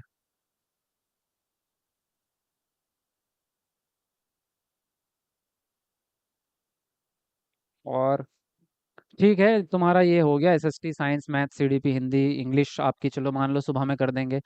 और बचेगा फिर आपका संस्कृत, और बचेगा इनका उर्दू। ये दो सब्जेक्ट आपके इनके बच रहे हैं अभी, ठीक है। और बाकी तो और कोई सब्जेक्ट बच नहीं रहा, बाकी सेकंड लैंग्वेज तो जिसकी डिफरेंट होगी वो तो वैसे भी हम करा नहीं पाएंगे, पंजाबी तो हम करा नहीं पाएंगे। मराठी के बच्चे होते हैं कुछ, मराठी भी हमसे हो नहीं पाएगी, क्योंकि मराठी हमें आती ही नहीं है। मेन सब्जेक्ट तो यही है आपके, ज़्यादातर बच्चे हिंदी और इंग्लिश की, संस्कृत और उर्दू, ये चार लैंग्वेज सबसे ज़्यादा चलती है, और इतनी ज़्यादा चलती नहीं है, ठीक है। बाकी पूरा सिलेबस इसमें कवर हो जाएगा इनका। काम खत्म, इनका तैयारी बढ़िया चलेगी इनकी। उसके बाद रही बात टेस्ट की, इनकी मॉक टेस्ट तो वो तो ऐप पे डाल देंगे। ऐप पे आपका इनका टेस्ट सीरीज डाल देंगे, टेस्ट सीरीज वहाँ से करते रहेंगे सब। और रही बात इनके प्रीवियस पेपर की, तो वो तो यहाँ सॉल्व हम करवा ही रहे हैं अब इनको। प्रीवियस पेपर यहीं से स्टार्ट हो जाएगा इनका, ठीक है। और क्या कोई कमेंट देखी नोटिस की, कुछ पूछ सवाल इनका। बाकी कुछ नहीं है, बस हिस्ट्री ज्योग्राफी का क्लास जल्दी से स्टार्ट कीजिए वो तो अभी 3-4 दिन बाद हो ही जाएगा। पैसे के पीछे तो। जी। अरे अमरदीप, बस बंद करो शादी वादी का कमेंट। यहाँ पढ़ाई की बात चल रही है, आज आज मजाक मत करो।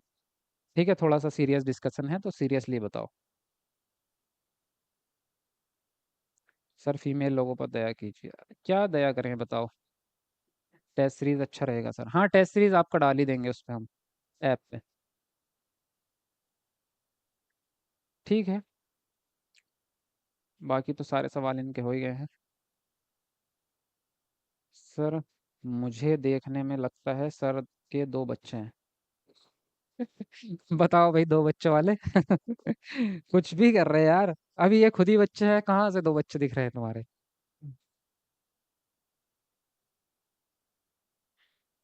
पंजाबी कब होगी? पंजाबी नहीं हो रही भाई। चलो ठीक है, फिक्स है, डन है अब। चलो ठीक है, बाकी बातें होंगी बाद में। अब नेक्स्ट क्लास में मिलते हैं आपको। ठीक है भाई, जा रहे हैं अब। बता दो अगर किसी को कुछ पूछना हो तो। किसी को कुछ पूछना हो तो पूछ लो जल्दी से। पूरा टाइम ऐसे ही निकल गया सर, टाइम डिसाइड करने में। अरे तो क्लास हुई है पहले, क्लास के बाद ही तो डिसाइड कर रहे हैं। क्लास तो पूरी हो गई आपकी। चलो एग्जाम से पहले आपके सिलेबस करवा दूँ। सिलेबस तो हो जाएगा आपका, अभी तो बहुत अच्छा टाइम है। सिलेबस पूरा हो जाएगा, एग्जाम से पहले रिवीजन भी हो जाएगा। उसकी चिंता मत करो, सिलेबस भी हो जाएगा, रिवीजन भी हो जाएगा। उसकी चिंता मत करो। हिस्ट्री ज्योग्राफी क्लास स्टार्ट कर दीजिए। हिस्ट्री ज्योग्राफी का सिविक्स खत्म होते ही स्टार्ट हो जाएगा। अभी सिविक्स के 3-4 चैप्टर बच रहे हैं, उसके बाद में आपका स्टार्ट हो जाएगा। जी। Good night, love it. Good night अभी से मन्नत जी, अभी तो क्लास बाकी है आपकी, अभी गुड नाइट मत करो। सर ऐसे ना देखो, पंजाबी कब होगी वो बता दो। ऐसे ना देखो। कैसे देख लिया हमने, ये बताओ। मैं मैं थक गया कमेंट करके। फैजान, क्या कमेंट थी भाई आपकी? 7 बजे क्लास को दिन में चेंज कर, नहीं वो नहीं होगा। अवनीश सर स्मार्ट हीरो जैसे लग रहे हैं। संगम कुमारी, बढ़िया भाई।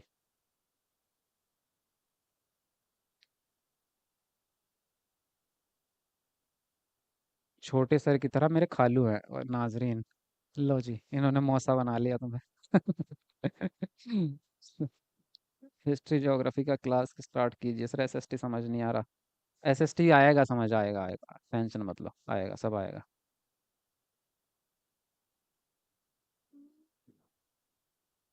यस सर, ऐसा ही लगता है मुझे। अच्छा। सर जी को सिर्फ मन्नत जी का एसएमएस दिखता है बस, अर्चू। ऐसी रूढ़िवादी बातें न मत करो। सबके कमेंट पढ़ रहा हूँ, मन्नत बेचारी थी भी नहीं क्लास में, अभी अभी आई। और मैंने एक कमेंट पढ़ दिया, तुम लोगों को वही नजर आ गया। हाँ, सबके कमेंट पढ़ रहा हूँ तब से, वो नजर नहीं आ रहे तुम्हें। जो जो सब्जेक्ट वीक है उसको कंप्लीट कराओ। ईवीएस के। चलो ठीक है। बहुत बातें हो गई हैं। मिलते हैं आपको नेक्स्ट क्लास में। Bye bye, take care, good night.